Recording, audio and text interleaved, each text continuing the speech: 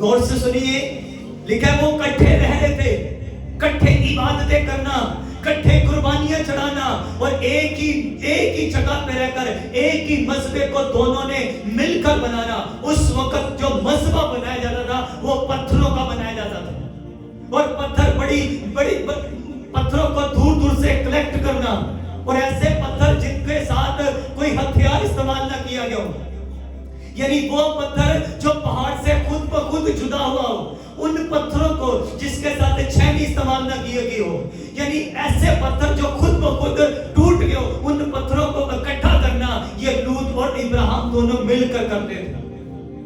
عبادتیں اکٹھی کرنا، دعائیں اکٹھی کرنا، چرچ اکٹھے جانا، میں آج کے ایماندار کی بات کر رہا ہوں، دعائیں اکٹھی کرنا، ورشپ اکٹھی کرنا، سب کچھ اکٹھے کرنا، دونوں مل کر کر رہے تھے۔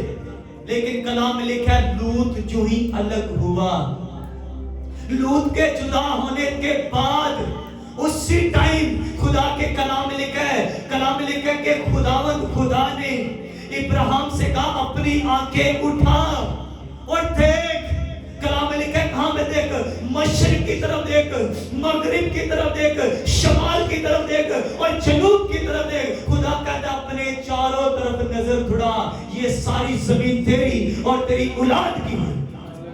ہاللیلویا۔ کس کی وجہ سے ہو رہا ہے؟ کس کی وجہ سے ہو رہا ہے؟ یہ لوط کی وجہ سے یہ برکتیں رکی ہوئی تھی۔ کیا لوط گنہگار تھا؟ کیا لوط زناخوار تھا؟ کیا لوط بدکار تھا؟ ایسا ہرگز نہیں تھا۔ لوط خدا کا بندہ تھا، لوط خدا کے ساتھ وفادار تھا، لیکن لوط اور ابراہیم دونوں کا پلان خدا کی نظر میں یہ ٹھیک نہیں تھا۔ خدا کا پلان لوط کے لیے الگ تھا، ابراہیم کے لیے الگ تھا۔